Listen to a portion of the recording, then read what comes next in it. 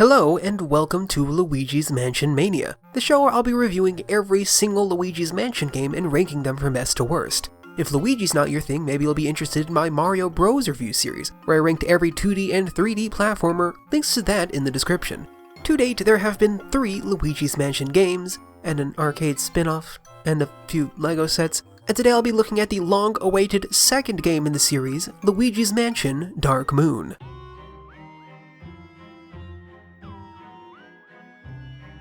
Luigi's Mansion Dark Moon, the sequel to Luigi's Mansion, was originally concocted to be on the Nintendo GameCube and was planned to take advantage of a then-in-the-works, glasses-free 3D feature. For the concept to work commercially, prospective players would need to buy a 4-inch LCD screen and graft it onto the cube. But at the time, the cost to manufacture the screens was too high. The add-on would cost more than the console itself. The screen was shown during E3 2002 using a demo titled Luigi's Mansion 3D, but the 3D functionality remained off and the feature wasn't made available to the public. The 3D mode for the Nintendo GameCube was obviously an early precursor to what would eventually be known as the Nintendo 3DS, so when the new handheld revived the glasses-free tech, Nintendo revisited the idea for Luigi's Mansion's successor. Starting in 2005, the Canada-based Next Level Games had worked with Nintendo on multiple titles, namely the Mario Strikers series and the Punch-Out sequel/reboot for the Wii. During one of their regular meetings with Nintendo's Kensuke Tanabe, Next Level Games was prepared to show their latest prototype on a Metroid spin-off. Instead, Tanabe told the team of Nintendo's plans to revive the Luigi's Mansion series, and that they'd be the ones to do so. And luckily, Next Level was excited for the opportunity. Development began in 2009 and was mainly led by the Next Level staff, with Bryce Holiday as game director. Individuals from Nintendo Japan mainly acted as supervisors and shepherds for the project, with Shigeru Miyamoto holding bi-weekly meetings and traveling to the studio twice. Other Nintendo members Yoshihito Ikabata, Ryuichi Nakada, and Yoshiaki Koizumi also helped advise the dev team. Development was tough for Next Level Games, the final year especially so. The team began development before knowing what the 3DS would even look like, and much time was spent internalizing how to build a game for the new console. Additionally, Miyamoto never shied away from giving his critique and pushed the team to make a worthy sequel, not just a game that reused every element from the original. After 3 hard years, Luigi's Mansion Dark Moon heralded the dreaded Year of Luigi. The Year of Luigi was a slightly longer than a year time span where numerous other Luigi-focused games, including New Super Luigi U and Mario and Luigi Dream Team, were released. Originally announced during Nintendo's 2011 E3 presentation, Luigi's Mansion Dark Moon's March 2013 release is what officially started the celebration. Despite the financial woes Nintendo was going through during this time, Dark Moon was favorably received and sold well. Many considered it to be one of the better 3DS games, and is currently the number 12 best-selling 3DS game overall. Compared to the original, Dark Moon sold twice as much at 6.44 million copies. Having not played the first and being very short on funds at the time, I opted to skip Dark Moon, instead spending hundreds of hours in Animal Crossing New Leaf, which was released only a few months afterwards. I'd never heard much of Dark Moon, certainly nothing astounding, but at some point I learned it was split into multiple mansions, and I had seen Polterpup out there. Until I started it for myself, I knew almost nothing. However, reviews for 3, also developed by Next Level Games, were very good, so I was incredibly excited to jump into Dark Moon. Plus, I love the 3DS. I was so happy to spend more time with my old, new Nintendo 3DS XL Fire Emblem Fates branded console. Luigi's Mansion Dark Moon opens with a purple gem shaped somewhat like a crescent moon hanging high above a dreary landscape. Within one of the spooky manors it hangs above, Professor Elvin Gadd toils away at some doohickey while being assisted by a joyful group of ghosts. Unbeknownst to the professor, King Boo appears and smashes the moon into pieces. The once peaceful ghosts turn on Gadd, requiring him to make a hasty retreat. We then cut to Luigi's quite ramshackle home, apparently having fully wasted the funds found during the original Luigi's Mansion. His nap is interrupted when Gadd takes over Luigi's TV signal and kidnaps him with the use of his new invention, the Pixelator. After being transformed into pixels and sucked through the TV, Luigi is assigned his next task. He must track down the Dark Moon pieces for EGAD to purify. This takes Luigi through a series of 5 different mansions, each containing exactly 1 moon fragment, a whole horde of ghosts, and clues as to who broke the moon in the first place. Eventually, Luigi and EGAD learn King Boo escaped his portrait prison after being sold by EGAD, broke the moon, and also captured Mario at some point as well. But as the Royal Spectre gets cornered in the final mansion, he rips open a dimensional portal. Luigi wastes no time and jumps into the portal. Well, he wastes some time. First he catches a bunch of ghosts, and then he didn't even jump into it, he was sucked in, but nevertheless, and retrieves the final Dark Moon piece from within. But as EGAD attempts to pixelate Luigi out, King Boo blocks the transfer, trapping Luigi in an arena to finally duke it out. Luigi sucks up the Big Boo, is freed from the dimensional portal, rescues Mario, and reassembles the Dark Moon. All the ghosts turn nice once more, everyone is happy, and Luigi gets a nice ghost doggy. Good doggy.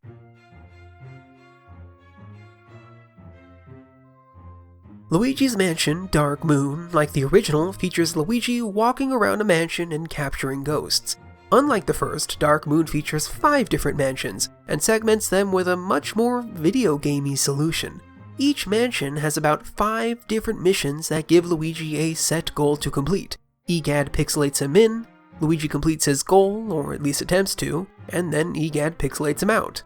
The earliest missions are usually simple, the first being to get the Poltergust 5000 and catch some ghosts with it, the next being to investigate a specific room and catch ghosts along the way. Middle missions usually require Luigi to find a certain item that those trickster ghosts snagged away, like the gears to a stair mechanism or the spokes on a pinwheel. And the final mission always has Luigi facing off against a boss and snagging the next Dark Moon piece. As the missions progress, not only does the stated goal change, but so do the rooms within. During Luigi's absence, thoroughfares are repopulated with ghosts, paths are either blocked or opened up, certain objects straight up disappear.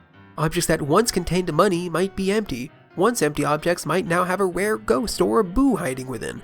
While usually more and more of the mansion opens up after each mission, most of the time the main goal follows a fairly linear path, with any offshoots usually hiding extra collectibles. And finding collectibles is almost always worth it, as each mission is graded by one of 4 factors: the amount of ghosts that were caught, the speed at which the level was beaten, how much health Luigi lost, and how much money was collected. And the last 2 I found to be the most important. It's usually okay to take a bit extra time to explore, as long as Luigi finds boatloads of money while doing so, while also being careful not to get hit either. Afterwards, the mission displays the ranking of up to 3 stars, if the boo was caught, and how many of the mansion-specific gems were found. Despite progression being very different from the original Luigi's Mansion, the gameplay in Dark Moon is a very reasonable upgrade. Luigi still shines his flashlight at poltergeists to reveal their weak points, and then sucks them up with his vacuum. But now instead of simply shining the light at them, the poltergeist's strobe bulb must be manually flashed, which greatly helps for aiming at ghosts and grabbing them while they're still close enough. Plus, the bulb can be charged to hit a wider range and get to more ghoulies at once. Luigi also has a run button now, which was useful for backtracking through replayed missions. Aiming is where things get a bit complicated. The 3DS is missing the GameCube C-stick, so instead Luigi looking up or down have been mapped to the X and B buttons respectively. This was also mapped to the 3DS's gyro sensor, and after a while I realized tilting the 3DS to aim up and down worked a bit better in some cases. Now this does make playing with the 3D turned on not work great, but the 3D wasn't so important in the first place, I usually played with it off. Once sucking up a ghost, the goal remains to rock the 3DS direction pad opposite a ghost until its health reaches 0. But this time the poltergeist now has a meter that when fully charged allows Luigi to perform a much larger suck that removes a large chunk of the ghost's health in one go. The poltergeist also received one final upgrade, the dark light device. By shining this other type of flashlight, it's able to reveal objects that have disappeared, as well as pull objects out of paintings. Of course, catching ghosts is the poltergeist's secondary function, the main being to get lots of money. The various objects throughout each mansion will sometimes spill out cash when interacted with. Ghosts defeated with Ultra Suck drop gold, paintings with money on them can be dark-lighted to spit out a river of coins, and collecting as much as possible is always worth it. During each mission, if enough gold is found, a golden bone will pop out of a random object, which acts as a mission-specific 1-up, and after the mission, money is used to upgrade the poltergust itself. With more cash, the Ultra Suck and the length of the Darklight device can both be extended, and it was really nice having an immediate incentive to collect as much money as possible. But in all seriousness, when Luigi isn't sucking up money, he is sucking up ghosts, and this time around they're much more uniform. There are roughly 4 types of ghosts regularly fought, with some harder boss-type ghosts sprinkled here or there. They're all functionally similar to those in the original, but they all look completely different. And I mean, I guess it makes sense for them to look different. The common ghosts in the original were all painted by Vincent van Gogh, and as far as the game is concerned, he's probably still a painting. It does put into question where these ghosts are coming from though. Like, boos have always been a part of the Mario series, but are they spirits of beings that have passed? Or were they like born or created that way? Same goes for the ghosts in Dark Moon. They seem to just naturally be around these abandoned manors, but where did they come from? Are ghosts, in general, just natural beings in the Mario universe? Much like how Koopas and Goombas and Toads are also just around? These are the hard-hitting questions that Nintendo is too scared to talk about. Doug Bowser, is this how you want to be running Nintendo of America? The people deserve answers. So the default ghosts are these green guys. They're the most common, do the most slapstick hijinks throughout the game, and during combat float towards Luigi and try to throw a punch. They can also don hats or glasses or weapons that block the poltergust's strobe bulb, so Luigi must wait for the right opportunity before capturing them. The red guys are the second most common. They punch really hard. The blue guys hide in something and throw stuff at Luigi. Then there's the purple guys who sneak up on Luigi and scare him. The minor boss ghosts also have much less character. There are these brainy guys who throw stuff, but telepathically. There's these big guys who vomit up gunk, and all of these also have stronger variants later in the game. Really the only interesting ghosts were the main boss ghosts. Each level culminates with a possessor ghost, who is in possession of a Dark Moon piece, and possesses a larger object to fight Luigi with. These bosses are often a great culmination of the level-specific puzzle, requiring fast thinking while dodging all manner of attacks. The first, a big spider, requires Luigi to avoid smaller spiders and living statues while burning webs to get the big guy's weak point. Each phase adds to the stage and makes for a really exciting puzzle battle. I say they are often a great culmination of level-specific puzzles, because the clock fight was kind of just having to fight a whole lot of guys, and the boo fight, well, I just found that one very frustrating. Boos also make their return, however instead of having one per room, there's one per mission. They're usually hiding in an object that has been turned invisible, so once Luigi darklights it back into existence, it'll jump out. Then Luigi needs to darklight the boo to stun it, vacuum and stretch out its tongue with the poltergust, slingshotting it until it pinballs around the room and its health reaches 0.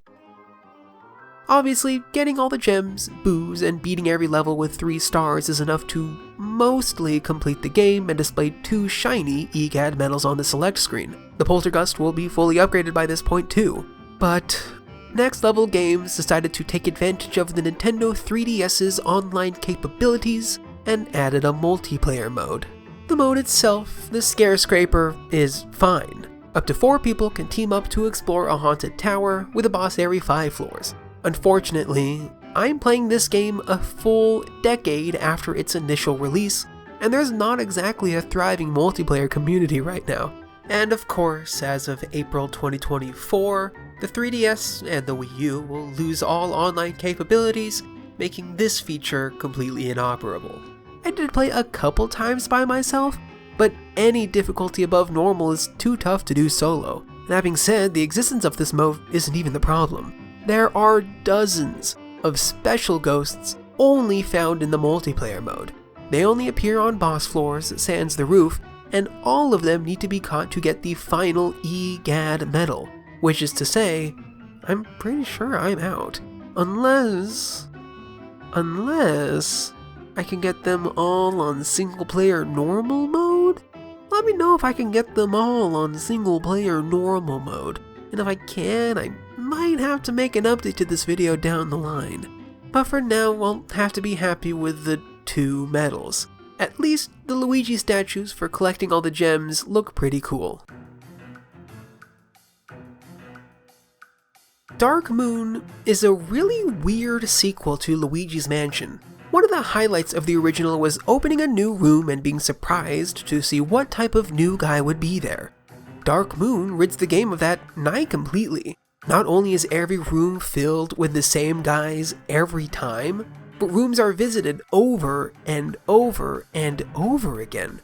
The gameplay is ostensibly the same as the original, but the level design couldn't be more different. Yes, Luigi still catches ghosts and gathers money, but instead of the puzzle being how to catch the guy, now it's how to get to the next room. But Dark Moon is not a bad sequel to Luigi's Mansion. I obviously miss the painting ghosts from the original, and that's Dark Moon's biggest blight. It lost a sense of character that no amount of greeny hijinks or cool boss battles would be able to recover, but every mission's environment puzzles were a great replacement to the ghost puzzles. It was really fun searching each room, trying to find the way to the next. Sometimes I would need to notice the ceiling fan, other times the carpet, or maybe that a shadow in the ground was suspiciously missing an object that should be casting it. The final mansion was the perfect culmination of this idea. With the portal gimmick that was added late in the game, multiple rooms were strung together. Luigi would have to fully explore the mansion and bring the required items from one room to another in order to solve a puzzle in a third. It was such a masterful way to tie together differing puzzle elements while also rewarding the exploration and memorization of the level. Now, I was really thinking with portals. The exploration extended to the hidden collectibles. For the most part, I really enjoyed searching every corner, flashing every wall with the dark light, vacuuming every plant, in an attempt to find where the missing boo or gems were. After doing so, I almost felt at home in these mansions. I knew every path like it was the back of my hand. But this sense of familiarity did eventually run its course and turned into a sense of monotony. After the 4th or 5th time replaying a mission, trying to suss out the last gem or get that 3rd star, I was pretty tired of it. I understand how this became the sequel to Luigi's Mansion. During the 3DS years, Nintendo had a broad incentivization to make games that would be satisfying to play in short bursts. The idea being a person on a bus or in between classes would be able to get as satisfying of an experience as someone at home sitting down for a multi-hour session. And the missions in Dark Moon fit this ethos perfectly. Each lasts about 5 to 15 minutes, the perfect length to play 1 or 2 and then move on. EGAD even tells Luigi between certain levels to take a breather before coming back, in essence telling the player to do the very same. I mean, I didn't do the same, I marathoned this bad boy, but I am built different. In general, Dark Moon really works as a Luigi's Mansion sequel. Exploring these same, smaller mansions and seeing how the levels would change over time did work. I liked seeing spiderwebs here or there in the first level, only for huge webs to be blocking Luigi's path a couple levels later. The sense of progression was still there, even if only on the first playthrough of each mission. And capturing ghosts is still incredibly fun. Pulling back on the controller pad as they fruitlessly fly away, preparing for one final burst suck to take away the last of their HP and to get rewarded with gold when done successfully, was a great feeling. But sometimes Dark Moon fails as a Luigi's Mansion sequel. The green guys became a boring enemy really quick, and adding armor variants didn't make them any more entertaining. Additionally, any ghost that sent out a projectile would often get annoying, especially when paired with a bunch of other ghosts. In fact, anytime the game raises difficulty by just throwing a whole bunch of guys at Luigi made the game feel a bit cheap. It also takes a while to get to something that feels like the actual game. The opening missions include so many tutorials. By the end of the first mission, I was surprised I was actually catching a ghost. With that, and how often EGAD calls Luigi to update him on the newly acquired mechanics, and the prolonged monologue before Luigi even enters the first mansion, there's just a bit too much talking in the game's opening. While getting money to upgrade the Poltergust was really cool at first, I wasn't even halfway done with the game before I had it fully upgraded. I wish there were more upgrades or at least other reasons to keep getting money. I wanted more than going for only a higher ranking. And what was more an annoyance than anything else, In the first Luigi's Mansion, you can vacuum an object and that'll interact with it. That is not the case in Dark Moon. The poltergust can suck up fabric like clothes or shower curtains, but a vase or a dresser will just rattle around and must be touched by Luigi to actually be opened. And to make it worse, Luigi can't interact with an item that had been recently vacuumed. He must wait for the animation to finish. Aiming also isn't good. Certain moments ask Luigi to aim a projectile at a faraway target, and no matter how hard I tried, I felt I could never truly get the reticle to aim where I wanted it to go. Sometimes the game would lock on appropriately. Sometimes I'd have to walk back and forth, turn around, look up and down, and then finally the reticle would appear. It's nice that a reticle was added, but the constraints of the 3DS meant it needed some more fine-tuning. Lastly, one of the biggest differences with Luigi's Mansion and Dark Moon were the vibes. If I had to describe the original in a word, I'd use the term funky. From the main theme, to the complete jingles, to the strong personalities of each of the painting ghosts, everything feels so weird and a little bit spooky. In contrast, Dark Moon is jovial. The ghosts are really fun. They're constantly pulling pranks on one another or on Luigi, and their slapstick humor always works, and Luigi's comical reactions to even the slightest of scares sells the joke better than anything else. That and the emphasis on EGAD's very punny humor during the level interstitials, Dark Moon sands off any edge that could even be remotely interpreted as scary, and fills the gaps with humor. It's really good humor, but of a very different tone from the original. And the jovial vibes are enhanced with the music and animations. The only returning theme is EGAD's, which plays in the lab or when talking to him. Each of the mansions get their own twists on the new theme. Similar to the original, there's different music if the room is haunted or not, but regardless, each piece is composed much more bubbly than in the original game. The happy bassoon arpeggios that play during the main theme, or especially the excited woodwinds that encourage Luigi as he sucks up one of the ghosts, and especially the level beat and jingle, all paint a much lighter mood than any of the songs did in the first. And the animations add so much as well. The team at Next Level Games do some masterful work to make these characters move. Half the reason Luigi's always frightened state works so well is the animation that goes with it. More still, the ghosts playing around with each other look so good, EGAD is so expressive, and for the game being on a 3DS, all the models and textures look really good as well. Some, like the Boos and the Toad models, are a bit off, but for the most part the game simply looks great. And of course the vocal performances from Charles Martinet as Luigi and Mario were great too, and I truly loved Kazumi Totaka's weird vocal affectations as EGAD. He composed the original game, you know. I had a surprisingly great time with Luigi's Mansion Dark Moon. I really didn't know what to expect with this first Next Level title, and I was not disappointed. While the mission-based levels never gripped me in the same way that exploring the first's mansion did, I had a really good time. Each mission has really innovative and clever puzzles, each was short enough to make running through the same mansions multiple times never get too old, and the core gameplay of catching ghosts and making money works better than ever. Overall, I give Luigi's Mansion Dark Moon a Polterpup out of 10. Okay, right. I barely brought him up. Polterpup torments Luigi by stealing something from him in most of the levels, and he also revives Luigi if he has to die with a golden bone, but he's also a really cute dog, and Luigi takes him home at the end. Look at them sleeping together, it's so cute! Now, on to the ranking. In the previous video, I ranked Luigi's Mansion at number 1, but now it's time to decide if I like Dark Moon more than the original. I had a strong suspicion that I'd like the original game before I even played it, and I was right. The fun of seeing all these different ghosts with their own unique puzzles was really great. I knew almost nothing of Dark Moon, but was pleasantly surprised. It also has some really strong moments and some great puzzles, but it's hampered by the lack of characterization, by not having a second joystick to control it with, and the replayability of each mission made it a tad bit too long. I'm going to make the new ranking number 2, Luigi's Mansion Dark Moon, and number 1, Luigi's Mansion.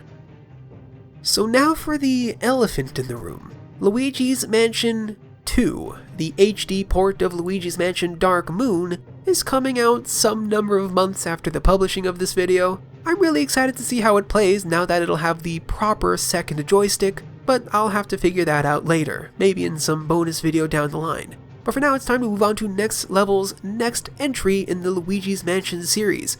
And this game I have heard a lot of great things about, so I am incredibly excited to jump into Luigi's Mansion 3. But first, thank you so much for watching. Let me know if I can get all the rare ghosts while playing solo in the comments section, and while you're here, maybe leave a rating on the video and subscribe if you'd like to see more of my videos. If you'd like to read more of my thoughts, you can find me on my social medias where I'm at Mario8th everywhere. Links to each are in the description. Anyway, I hope you enjoyed, and I will see you next time.